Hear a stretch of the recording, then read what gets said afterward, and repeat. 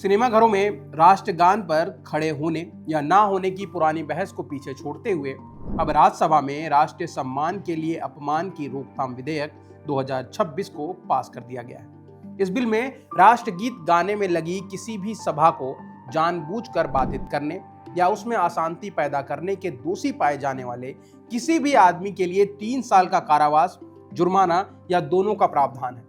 ये मौजूदा कानून राष्ट्रीय सम्मान के अपमान की रोकथाम अधिनियम 1971 में संशोधन करने वाला कानून है, जिसे गृह मामलों के राज्य मंत्री नित्यानंद राय की तरफ से पेश किया गया।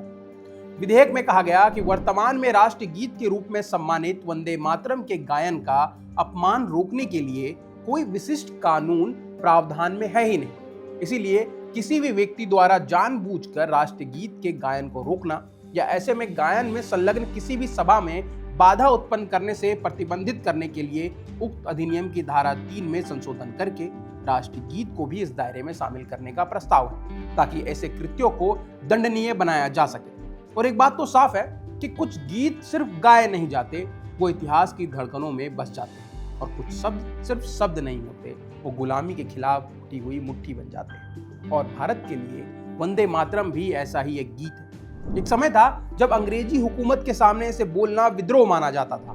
क्रांतिकारी फांसी के फंदे की तरफ बढ़ते हुए वंदे मातरम पुकारते थे, और बंगाल से लेकर पंजाब तक यही 2 शब्द लोगों के भीतर आजादी की आग भड़काते थे। हालांकि यहाँ ये समझना जरूरी है कि अभी ये केवल राज्यसभा में पारित हुआ है। इसे पूरी तरीके से कानून बनने के लिए लोकसभा की मंजूरी और राष्ट्रपति की स्वीकृति भी चाहिए। लेकिन अब सवाल आता है कि जिस गीत को देश पहले से राष्ट्रगीत मानता था, उसे अलग से कानूनी सुरक्षा देने की जरूरत आखिर क्यों पड़ी?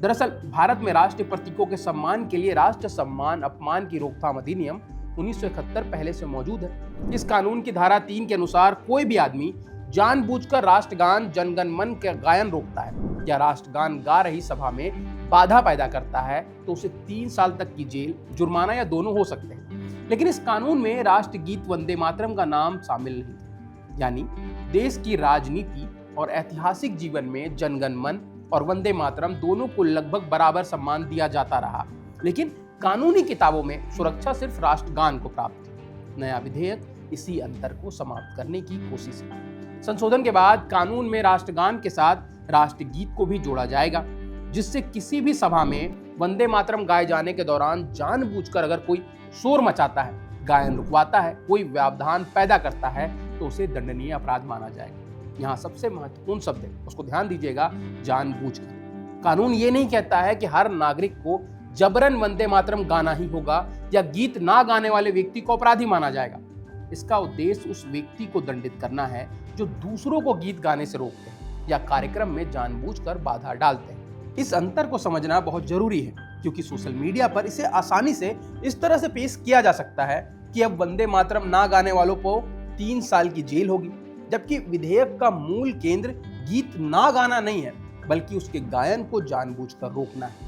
इस कानून को महत्वपूर्ण बताने वाली सरकार का सबसे बड़ा तर्क 24 जनवरी 1950 को संविधान सभा में डॉक्टर राजेंद्र प्रसाद के द्वारा दिया गया बयान है। संविधान लागू होने से ठीक पहले उन्होंने कहा था कि बंकिम चंद्र चट्टोपाध्याय द्वारा रचित वंदे मातरम, जिसने स्वतंत्रता आंदोलन में ऐतिहासिक भूमिका निभाई, उसे राष्ट्रगान जनगण मन के समान सम्मान और दर्जा दिया जाना चाहिए।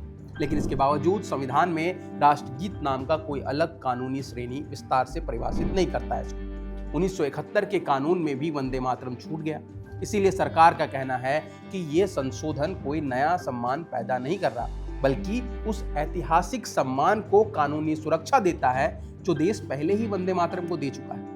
बात वंदे मातरम की करें तो बंकिम चंद्र चट्टोपाध्याय ने वंदे मातरम की रचना 19वीं शताब्दी में की थी।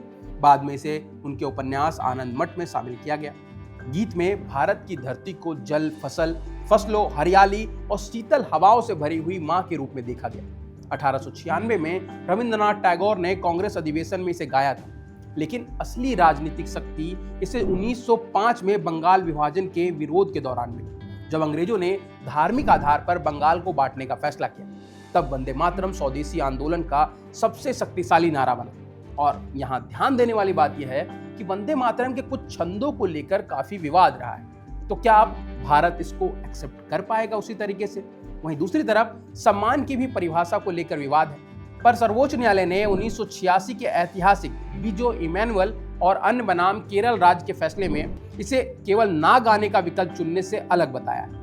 भारत के सर्वोच्च न्यायालय ने राष्ट्रगान से जुड़े मामले में पहले ही यह सिद्धांत दिया है कि सम्मान का अर्थ हर हाल में गायन के लिए मजबूर करना नहीं होता है। कोई आदमी सम्मान पूर्वक अगर खड़ा रहता है लेकिन अपनी अंतरात्मा या धार्मिक मान्यताओं के कारण गीत नहीं गाता है तो केवल उसे इस कारण से देशद्रोही नहीं कहा जा सकता। यही संतुलन वंदे मातरम के मामले में भी जरूरी होगा। वंदे मातरम को कानून की सुरक्षा मिलना इसीलिए भी जरूरी है क्योंकि ये भारत की स्वतंत्रता आंदोलन का विरासत है, लेकिन उससे भी महत्वपूर्ण ये सुनिश्चित करना होगा कि जिस गीत ने गुलाम भारत को जोड़ने का काम किया था वो स्वतंत्र भारत में लोगों को बांटने का औजार ना बन जाए। अब आपकी इस विषय पर क्या राय है कमेंट सेक्शन में हमें जरूर बताइएगा, और अगर आपको ये वीडियो पसंद आया है उसको लाइक करें और ऐसे ही वीडियोस के लिए सब्सक्राइब करें बजरबट्टू दुनिया को।